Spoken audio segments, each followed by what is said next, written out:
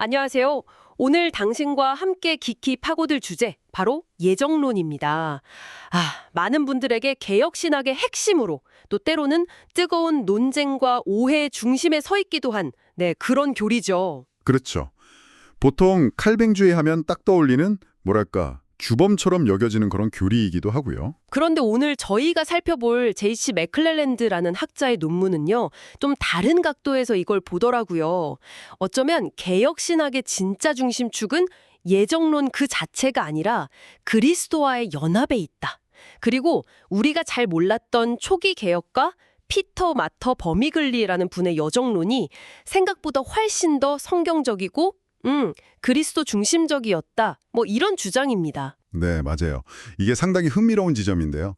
사실 후대에 좀 정립된 소위 이중예정론에 대해서는 때로는 너무 사변적이다, 혹은 성경의 그리스도 중심 메시지에서 벗어난 거 아니냐, 이런 비판이 계속 있었거든요. 칼바르트 같은 신학자들의 비판이 대표적이죠. 네, 그렇죠. 맥클렐랜드는 바로 이 지점에서 피터 마터의 사상을 다시 보면서 우리가 가진 예정론에 대한 고정관념에 좀 도전하는 셈입니다. 더 재밌는 건요, 바르트 자신도 예정론을 그리스도론 안에 제대로 위치시킨 좋은 예로 칼뱅 초기 교리문답이랑 피터 마터의 신학총론, 그 라틴어로는 로키 커뮤네스죠? 이걸 언급했다는 거예요. 그런데 사실 근데 마터는 이미 1562년에 세상을 떠났고 그 예정론 핵심은 1558년 로마서 주석에 이미 다 나와 있었다는 거죠. 이게 칼뱅의 기독교 강요 최종판보다도 빠른 시점이잖아요. 네, 맞습니다. 연대기적으로 보면 그래요. 그래서 마터의 사상이 어쩌면 우리가 생각하는 것보다 더 중요하게 다뤄져야 한다, 이런 이야기가 나오는 거죠. 단순히 그냥 역사적 인물이다, 이게 아니라요. 네. 그래서 오늘 저희는 맥클렌데일의 분석을 좀 충실히 따라가 보면서 이 피터 마터 버미글리의 예정론을 한번 제대로 파헤쳐 보려고 합니다. 이걸 통해서 개혁주의 전통 안에서 예정론을 어떻게 더 깊이 그리고 더 바르게 이해할 수 있을지, 특히 신학을 공부하는 당신에게 어떤 통찰을 줄 수 있을지 같이 한번 찾아보겠습니다. 자, 그럼 일단 피터 마터 버미글리, 이분이 어떤 분인지부터 좀 짚고 넘어가야겠죠? 네, 1500년에 이탈리아 피렌체에서 태어난 분입니다. 처음에는 아우구스티누스 수도의 소속이었는데 종교개혁 사상을 받아들이면서 이탈리아 개혁운동의 핵심 인물이 됐어요. 이탈리아 출신 개혁가군요. 흔치는 않은데요? 그렇죠. 이후에는 이제 박해를 피해서 스위스, 독일, 영국 이렇게 옮겨다니면서 신학교수로 활동했습니다. 스트라스부르에서는 마르틴 부처, 취리히에서는 하이니히 불링거, 옥스퍼드에서는 토마스 크렘머, 당대의 정말 중요한 개혁가들과 아주 긴밀하게 교류했죠. 칼뱅하고도 관계가 깊었다고요? 네, 서로 굉장히 존경했습니다. 칼뱅은 마터를 최고의 신실한 사람, 라틴어 원어로 옵티무스 앤 인테게리무스 비에르라고 불렀고요. 마터 역시 칼뱅을 우리 시대 가장 탁월한 성경 주해가다, 이렇게 높이 평가했습니다. 단순히 그냥 학자로서 책만 쓴 게 아니라 실제 개혁 운동에도 깊이 관여했다는 거네요. 그렇습니다. 특히 영국 종교개혁단은 옥스퍼드 대학 교수로 초빙돼서 영국 교회의 교리나 예전 형성에 아주 큰 영향을 미쳤어요. 그리고 예정론 관련해서도 여러 논쟁에 직접 참여했고요. 취리에서는 비블리안다이라는 동료 교수와 스트라스부르에서는 루터파 신학자들과 또 잔키라는 인물을 변호하면서 논쟁을 벌였죠. 이런 배경을 보면 그의 예정론이 그냥 이론적인 사견이 아니라 정말 치열한 목회 현장의 고민과 신학적 변증 속에서 나온 거다, 이렇게 볼 수 있겠네요. 네, 바로 그 점이 중요합니다. 그래서 맥클렐랜드는 마터의 예정론을 분석할 때 주로 그의 로마서 주석, 특히 그 안에 있는 예정론에 관하여 라틴어로는 드 프레디스티나티오네라는 독립된 논문을 중심으로 보고요. 또 방금 말씀드린 여러 논쟁에서의 진술들, 그리고 그의 신학 전체 맥락을 다 종합적으로 고려해서 분석합니다. 알겠습니다. 자, 이런 배경을 가지고 이제 진짜 본론으로 들어가 보죠. 마터 예정론의 핵심, 맥클렐랜드가 딱 짚어내는 그 핵심 주장은 뭔가요? 가장 중요한 핵심은 이거예요. 예정, 즉 프레디스티나티오는 하나님의 영원한 사랑과 선택에 근거하는데 이게 오직 택함받은 자, 엘렉티에게만 적용된다는 겁니다. 오직 택자에게만요? 네. 그리고 이 모든 과정이 철저하게 그리스도 안에서 인크리스토 이루어진다. 그리고 심지어 예정교리 자체가 복음의 일부, 팔스쿠에담 에반겔리아이다. 즉 기쁜 소식의 한 부분이다, 이렇게 이해한다는 점이 굉장히 중요하게 강조됩니다. 이 프레디스티나티오와 인크리스토, 이 두 라틴어 표현이 마터 이해의 정말 핵심 키워드라고 할 수 있어요. 오직 택자에게만 그리스도 안에서 그리고 복음의 일부다. 이 세 가지. 우리가 보통 예정론 하면 떠오르는 좀 딱딱하고 어쩌면 좀 두려운 그런 이미지랑은 상당히 다른 느낌인데요. 특히 오직 택자에게만 적용된다는 게 흥미롭네요. 보통 선택과 유기를 그냥 한 세트로 생각하기 쉬운데 말이죠. 네, 바로 그 지점이 마터의 독특성이 드러나는 부분이에요. 마터는 예정, predestination이라는 단어 자체를 쓸 때 어거스틴이나 중세 스콜라 전통을 따라서 성도들의 예정, predestination의 쌍토름, 이게 구원받기로 택정된 사람들에게만 딱 한정해서 사용해요. 아, 그렇군요. 이게 예를 들어서 칼뱅이 1539년판 기독교 강요에서 구원받을 자와 멸망받을 자 모두 하나님의 작정에 의해 예정되었다. predestinantur 이렇게 표현한 것과는 분명히 뉘앙스 차이가 좀 있죠. 마터에게는 하나님의 미리 아심, 그러니까 프라이센티아는 모든 피조물에게 다 미치지만 구원으로 이끄시는 그 사랑의 행위로서의 예정, predestination은 오직 성도들에게만 해당한다. 이렇게 본 겁니다. 그렇군요. 그럼 마터가 직접 내린 예정의 정의를 보면 그 의미가 더 확실해지겠네요? 어떤 내용인가요? 네, 그 정의를 보면 이게 명확해집니다. 예정은 하나님의 가장 지혜롭고 영원한 목적인데 그가 태초부터 그리스도 안에서 인크리스토, 사랑하신 모든 자들을 자녀로 입양하시고 때가 되면 믿음으로 의롭다 하시고 마침내 선한 행실을 통해 영광에 이르도록 끊임없이 작정하신 것이다. 이는 그들이 하나님의 아들의 형상과 같이 되게 하고 그들 안에서 창조주의 영광과 자비를 나타내려 하심이다. 이런 내용입니다. 와, 정말 정의 자체에 그리스도 안에서라는 말이 딱 박혀 있고 목적도 그냥 구원이 아니라 그리스도의 형상을 담고 그분의 지체가 되는 것. 이렇게 명확하게 그리스도 중심적으로 정의하고 있네요. 네, 맞습니다. 예정의 궁극적인 목적이 단순히 천국 가는 게 아니라 그리스도의 형상을 담고 그분의 몸의 지체가 되는 것. To be made a member of Christ. 이게 핵심이라는 거죠. 그럼 바로 이 질문이 나올 수밖에 없는데요. 예정이 오직 택자의 구원에만 관련된 거라면 그럼 택함받지 못한 이들, 즉 유기, 라틴어로는 reprobation이라고 하죠. 이건 어떻게 설명하나요? 이 reprobation이 세 번째 핵심 라틴어 용어가 되겠군요. 네, 마타는 유기, reprobation을 예정과는 좀 다른 차원에서 그리고 훨씬 더 신중하게 다룹니다. 유기의 정의는 이렇습니다. 유기는 하나님의 가장 지혜로운 목적으로 영원 전부터 그가 사랑하지 않으신 자들에게 그들 자신의 죄악 때문에 자비를 베풀지 않기로 어떤 불의함도 없이 끊임없이 작정하신 것이다. 그는 그들을 간과하셨으며 프레테릿, 그들의 의로운 정죄를 통해 죄에 대한 그의 진노와 또한 그의 영광을 나타내려 하신다. 아, 여기서도 표현이 좀 다르네요. 자비를 베풀지 않기로, 간과하다, 프레테레, 이런 좀 소극적인 표현을 쓰네요. 네, 그게 중요해요. 즉, 하나님께서 택자들을 구원하시기로 적극적으로 작정하신 것과 똑같은 방식으로 유기된 자들의 멸망을 적극적으로 작정하셨다. 이렇게 말하기를 좀 주저하는 겁니다. 예정의 직접적인 반대는 영원한 정죄가 아니라 자비에서 제외되는 상태로서의 유기, reprobate이다. 이렇게 구분을 하는 거죠. 아하, 그런 구분이군요. 네, 이런 신중한 구분은 나중에 도르트 신조 1장 6항 7항에서 택정교리랑 유기교리, preterition, 지나쳐버리심을 구분해서 설명하는 방식과도 상당히 비슷하다고 볼 수 있습니다. 예정은 적극적인 선택과 구원 행위, 유기는 소극적인 간과나 자비의 철회, 이렇게 설명하려는 시도로군요. 확실히 기계적인 대칭 구조는 피하려고 애쓴 흔적이 보입니다. 하지만 맥클렐랜드도 지적하는 것 같은데 이 설명이 모든 질문을 다 해소해주지는 못하는 것 같아요. 특히 그럼 그리스도는 유기된 자들의 죄는 어떻게 담당하신 건가? 뭐 이런 더 깊은 질문으로 가면 마터의 설명이 좀 충분한 답변이 되기는 어렵지 않나 이런 한계도 있지 않을까요? 아, 네. 정확한 지적이십니다. 맥클렐랜드도 그 부분을 언급해요. 마터가 유기를 이렇게 소극적으로 묘사해서 하나님을 죄의 조성자로 만드는 비난은 피하려고 했지만 말씀하신 것처럼 그리스도의 대속 범위라든가 유기와의 관계 같은 더 복잡한 문제에 대해서는 깊이 파고들지 않는다는 인상을 좀 주죠. 그의 신학적인 관심이나 논의의 초점은 아무래도 그리스도 안에서 택자들이 누리는 구원의 은혜와 확신, 여기에도 맞춰져 있었다고 보는 게 맞을 것 같습니다. 알겠습니다. 유기 문제의 어려움은 확인했고요. 다시 예정으로 돌아와서 그럼 하나님의 그 절대적인 작정과 인간의 책임, 특히 자유의지 문제, 이건 어떻게 조화시키려고 했을까요? 예정론 얘기하면 항상 이게 따라붙잖아요. 인간을 그냥 뭐 통나무나 돌멩이처럼 완전 수동적인 존재로 만드는 거 아니냐, 이런 비판요. 네, 마터 역시 이 문제 아주 중요하게 다룹니다.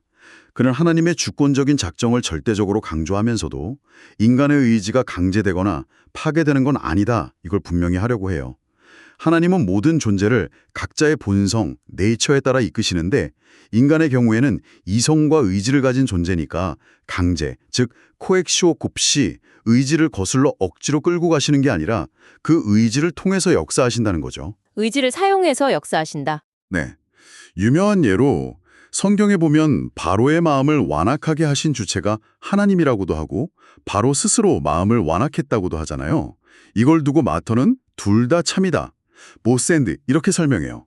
하나님의 주권적인 역사와 인간의 책임 있는 행동이 같이 일어난다는 겁니다. 양쪽 다 참이다. 이게 성경의 진술을 존중하는 방식이긴 한데 논리적으로 이게 어떻게 가능하냐는 설명이 좀 더 필요해 보이기도 하네요. 맞아요. 그래서 마터가 하나님의 뜻이랑 세상에서 일어나는 일들, 특히 악이나 심판 같은 좀 부정적인 결과들과의 관계를 설명하려고 스콜라 철학에서 쓰던 개념을 좀 가져옵니다. 그게 바로 프로프리에, 본래적으로, 직접적으로 와 페 엑시덴트, 우연적으로, 부수적으로라는 구분이에요. 프로프리에랑 페 엑시덴트. 아, 또 라틴어네요. 좀 쉽게 설명해 주실 수 있을까요? 네. 그러니까 하나님께서 본래적으로 프로프리에, 의도하시고 기뻐하시는 건 언제나 선하고 은혜로운 거다 이렇게 봐요. 생명, 구원, 자비 같은 것들이죠. 그런데 세상에는 죄라는 게 있잖아요. 인간의 죄 때문에 하나님의 선한 의도나 율법, 심지어 복음조차도 결과적으로는 심판이나 죽음을 가져오는 방식으로 작용할 수 있다는 거예요. 예를 들면요. 예를 들어 깨끗한 물 자체는 생명을 주지만 그 물이 만약에 오염된 파이프를 통과하면 병을 일으킬 수도 있잖아요. 그때 병은 물 자체의 본래 속성이 아니라 오염된 파이프라는 부수적인 페 엑시덴트 요인 때문에 생긴 결과죠. 마찬가지로 유기나 죽음 같은 결과는 하나님의 본래 의도가 아니라 인간의 죄 때문에 부수적으로 발생하는 결과다. 이렇게 설명하는 겁니다. 죄의 직접적인 원인, efficient cause는 하나님이 아니라 죄인 안에 있는 선의 결핍, 즉 결핍된 원인, deficient cause다. 이렇게도 설명하고요. 상당히 좀 정교한 철학적 구분을 사용해서 하나님을 죄의 직접적인 원인으로 보지 않으려는 노력이 보이네요. 하지만 이런 설명이 아까 그 양쪽 다 참처럼 하나님의 주권, 예를 들어 바로의 마음을 완악하게 하셨다는 구절과 인간의 책임을 조화시키는 데 있어서 모든 신학적 긴장을 완전히 해소한다고 보기는 좀 어렵지 않을까 이런 생각도 드는데요. 여전히 좀 신비의 영역으로 남는 부분이 있는 것 같아요. 예, 전적으로 동의합니다. 이런 스콜라적인 구분이 당시에는 설득력이 있었을지 몰라도 오늘날 우리가 느끼는 실존적인 질문들, 특히 악의 문제 앞에서 이게 완벽한 답변이다 이렇게 말하기는 어렵죠. 마터의 양쪽 다참 설명이나 프로프리에퍼 엑시덴스 구분은 하나님의 선하심과 주권을 동시에 지키려는 최선의 시도였지만 여전히 신학적 긴장은 남아있다. 이렇게 보는 게 솔직한 평가일 겁니다. 다만 중생한 신자의 의지에 대해서는 좀 더 명확하게 설명하는데요. 아, 중생한 자는 다르군요. 네, 성령의 은혜는 강압이 아니라 달콤한 움직임과 변화, 수아비 모티오네 앳 콘버시오네 이렇게 표현하는데 이걸 통해서 의지를 새롭게 하고 기꺼이 하나님을 따르고자 하는 마음을 주신다고 말해요. 중생한 자는 그리스도께 접붙여진 존재, 순트 크리스토 인시티로서 새로운 본성에 따라 자유롭게 하나님께 순종하게 된다는 거죠. 중생한 자의 의지는 은혜 안에서 새롭게 변화된다. 알겠습니다. 또 하나 예정론에서 중요한 개념이 필연성, 라틴어로는 네시시타스잖아요. 이 단어 자체가 좀 운명론이나 결정론 같은 느낌을 줘서 거부감을 일으키기도 하는데 마터는 이 필연성 개념을 어떻게 사용했나요? 네, 마터 역시 예정론이 숙명론과는 다르다는 걸 아주 강하게 강조합니다. 그 역시 이 필연성 개념을 설명하기 위해서 스콜라 철학의 구분을 사용하는데요. 바로 강제의 필연성, 네세시타스 코악셔니스와 결과의 필연성, 네세시타스 콘세콘티에 또는 가정적 필연성, 네세시타스 엑스 히포테시스 사이의 구분입니다. 아, 또 어려운 용어가 나왔네요. 강제의 필연성, 결과의 필연성, 어떻게 다른 거죠? 강제의 필연성은 말 그대로 외부 힘에 의해서 내 의지와 상관없이 억지로 뭘 해야만 하는 상태를 말해요. 뭐 팔을 비틀어서 끌고 가는 그런 이미지죠. 마터는 예정론이 이런 강제를 의미하는 건 절대 아니다, 이렇게 분명히 선을 긋고요. 반면에 결과의 필연성 또는 가정적 필연성은 논리적인 인과관계나 확실성을 의미합니다. 논리적인 확실성이요? 네, 예를 들어 만약 하나님께서 A를 영원전에 작정하셨다면 그 결과 B는 반드시 일어난다는 의미의 필연성이에요. 여기서 중요한 건 결과의 확실성이지 그 과정에서의 강압이 아니라는 거죠. 하나님의 작정과 우리 행위 사이에 존재하는 이 필연적인 연결, 혹은 무오류성과 확실성, 인팔리빌리타스의 뜻 체르투드니스의 필연성이라고도 표현합니다. 그래서 택자의 구원은 하나님의 신실하심에 근거해서 절대적으로 확실하지만 그렇다고 해서 유기받은 자가 강제로 죄를 짓도록 내몰리는 건 아니다, 이런 논리입니다. 그러니까 결과는 하나님의 계획에 따라 확실하지만 그 과정에서 인간의 의지가 강제로 조종당하는 건 아니다. 이런 설명이군요. 확실히 운명론과는 좀 다른 결을 가지려는 노력이 보이긴 합니다. 하지만 앞서 프로프리어 페 악시던스 구분처럼 이 스콜라적 필연성 구분 역시 다소 좀 철학적인 설명에 의존한다는 인상을 주네요. 신학을 처음 접하거나 철학적 논증에 익숙하지 않은 분들에게는 이 설명 자체가 또 하나의 장벽처럼 느껴질 수도 있겠다, 이런 생각도 좀 드네요. 네, 충분히 그럴 수 있습니다. 마터가 살았던 시대의 지적인 도구를 활용한 설명 방식이 오늘날에는 좀 생소하거나 어렵게 느껴질 수 있다는 점은 부인하기 어렵죠. 이것이 마터 신학의 한계점 혹은 약점으로 지적될 수 있는 부분이고요. 그럼에도 불구하고 마터 입장에서는 이런 구분들이 하나님의 절대 주권과 인간의 자유로운 행위라는 성경이 동시에 말하는 두 진리 사이의 모순을 피하고 조화롭게 설명하려는 중요한 지적 노력이었다고 평가할 수 있습니다. 자, 그럼 이제 논의의 초점을 다시 한번 좀 옮겨보죠. 아까 처음에 맥클렐랜드가 개혁신학의 진짜 규범은 예정론 자체가 아니라 그리스도와의 연합이라고 주장했다고 언급했었잖아요. 네, 그랬죠. 이 관점에서 볼 때 마터의 예정론에서 이 그리스도와의 연합이라는 주제가 구체적으로 어떻게 드러나고 또 얼마나 중심적인 역할을 하는 건가요? 바로 이것이야말로 맥클렐랜드가 마터의 예정론을 다시 해석하면서 가장 강조하는 부분이고요. 마터 신학 전체를 꿰뚫는 핵심 열쇠라고 할 수 있습니다. 단순히 예정론의 한 요소가 아니라 예정론 전체를 이해하는 틀이자 궁극적인 목표가 바로 그리스도와의 연합이라는 거예요. 아, 예정의 목표 자체가 연합이다. 네, 아까 살펴본 예정의 정의에서 이미 확인했듯이 택자들의 예정된 최종 목적이 뭐였죠? 하나님 아들의 형상을 담고 그리스도의 지체가 되는 것이었잖아요. 11, 12. 네, 더 나아가서 마터는 그리스도 자신과 그분의 구속 사역 자체가 하나님 예정의 첫 번째이자 가장 중요한 결과, 이펙트라고 봐요. 그리고 그리스도는 하나님께서 우리에게 모든 좋은 은사들을 부어주시는 유일한 길이자 통로, per hanc viam et quasi canalem, 다 이렇게 강조하고요. 11장 25. 이런 관점은 다른 교리 설명에서도 일관되게 나타나요. 예를 들어 유아 세례의 효력을 설명할 때도요. 마터는 세례받는 아기의 믿음이나 부모 신앙에 근거하기보다는 하나님께서 그리스도와의 연합을 시작하시는 은혜의 표지로서 하나님이 주권적인 예정에 근거해서 설명합니다. 아, 유아 세례도 결국 그리스도와의 연합이라는 관점에서 보는군요. 그렇죠. 또 그리스도께서 성육신 하심으로써 모든 인류와 어떤 보편적인 연합, general union을 이루셨고 이게 믿음을 통해 이루어지는 신자 개개인과의 내적인 연합, an inward union의 기초가 된다. 이렇게도 보았습니다. 와, 정말 그리스도와의 연합이 마터 신학의 중심축이라는 맥클렐랜드의 주장이 굉장히 설득력 있게 들리네요. 예정론을 단순히 누가 구원받나 하는 추상적인 작정에 대한 논의로만 보는 게 아니라 그리스도 안에서 실제로 경험하는 구원, 성화, 영화에 이르는 전 과정, 즉 그리스도와의 생생한 연합이라는 현실과 딱 연결시키는 거군요. 이런 견고한 그리스도 중심성이야말로 마터 예정론의 가장 큰 강점이라고 할 수 있겠네요. 정확합니다. 이것이 맥클렐랜드가 마터 신학에서 발견한 가장 중요한 통찰이자 강점이죠. 예정론은 그리스도론과 구원론이라는 더 큰 그림 안에 딱 위치시키면서 자칫 차갑고 비인격적으로 흐를 수 있는 교리를 따뜻하고 생명력 있는 복음 메시지로 되돌려 놓는 겁니다. 네. 또 다른 강점들도 있을까요? 아까 잠깐 언급했지만 마터는 단순히 성경 구절만 인용하는 게 아니라 어거스틴 같은 교부 전통이나 중세 스콜라 신학 유산을 비판적으로 수용하면서 자기 논지를 전개해요. 그러면서도 항상 성경 전체의 중심 메시지, 스커푸스라고 하죠. 이걸 벗어나지 않으려고 노력했다는 점도 그의 신학적 강점으로 꼽을 수 있습니다. 역사적 깊이가 있으면서도 성경에 충실하려는 균형 감각을 보여주는 거죠. 강정 통합, 성경 중심 및 역사적 연결성. 그리고 아까 예정과 유기를 좀 신중하게 구분하려고 했던 노력도 강점이 될 수 있겠네요. 네, 맞습니다. 예정은 택자에게만, 유기는 소극적인 간과로 구분하려는 그 노력. 이게 기계적인 이중 예정론이라는 비판을 피하고 하나님의 공의와 사랑을 동시에 변호하려는 시도로서 긍정적으로 평가할 수 있는 강점입니다.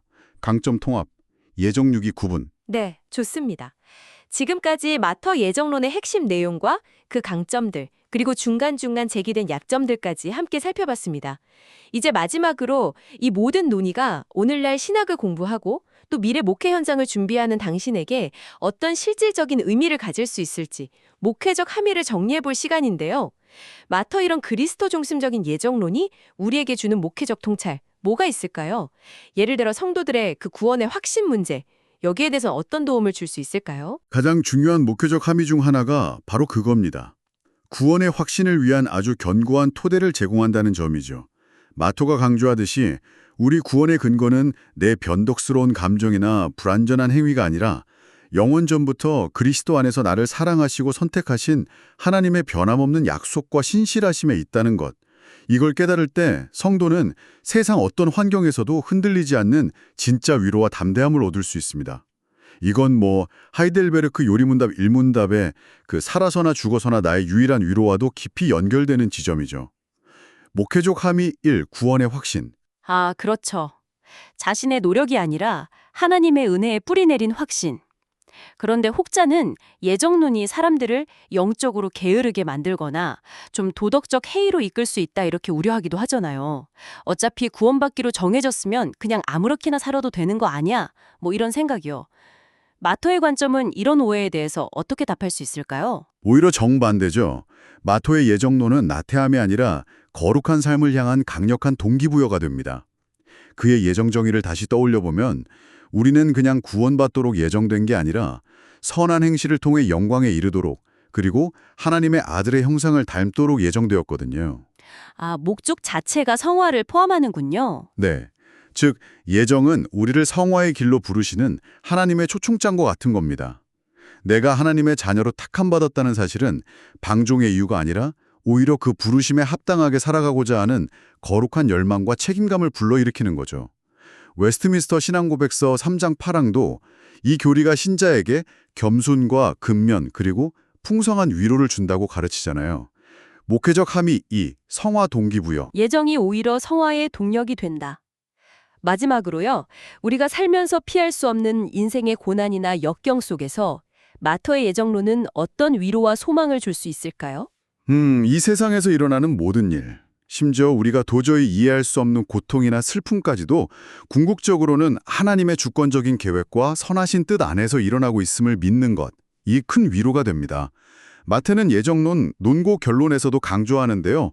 하나님께서는 택하신 자녀들에게 일어나는 모든 일을 합력해서 선을 이루게 하시고 결국에는 영원한 구원과 영광으로 인도하실 거라는 확신을 준다는 겁니다. 로마서 8장 28절 말씀이네요. 네, 바로 그 약속이죠.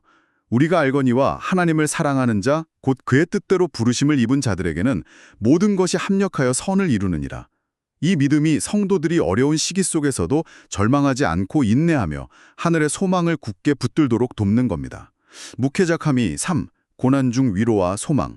오늘 우리는 J.C. 맥클렐랜드의 깊이 있는 분석을 통해서 16세기 개혁과 피터 마터 버미글리의 예정론을 함께 탐구해 보았습니다. 그의 사상은 예정론을 둘러싼 많은 오해와 고정관념에 도전하면서 이 교리를 단순히 하나님의 추상적인 작정이 아니라 그리스도 안에서 그리고 그리스도와의 연합이라는 구체적이고 생생한 복음의 한 부분으로 이해하도록 우리를 초대하는 것 같습니다. 네, 마터의 접근 방식은 역사적으로 좀 잊혔던 중요한 목소리를 되살려낼 뿐 아니라 오늘날 우리가 개혁 신학의 핵심 교리인 예정론을 더욱 성경적으로 또 더욱 그리스도 중심적으로 그리고 더 나아가 더욱 목회적인 방식으로 이해하고 가르치는 데 아주 중요한 통찰과 긍정적인 길잡이를 제공한다고 생각합니다. 맥클렐랜드가 결론에서 지적하듯이 마터의 신학은 그냥 과거의 유물이 아니라 현재에도 여전히 유효한 지혜를 담고 있는 거죠. 신학의 여정을 걷고 있는 당신에게 마지막으로 하나의 질문을 던지면서 오늘 우리의 탐구를 마무리하고자 합니다. 만약 우리가요, 예정론을 포함한 하나님의 주권에 대한 우리의 이해, 그 중심을 추상적인 작정, 디크리 자체가 아니라 우리를 위해 죽으시고 부활하신 그리스도와의 인격적인 연합, personal union with Christ에 둔다면 우리의 신학적인 생각은 물론이고 강단에서의 설교나 성도들을 향한 목회적인 돌봄, 그리고 혹시 이 교리 때문에 힘들어하는 이들과의 대화 방식은 과연 어떻게 달라질 수 있을까요? 무엇이 변하게 될까요? 이 질문을 마음속에 품고 계속해서 씨름해 보시길 바랍니다.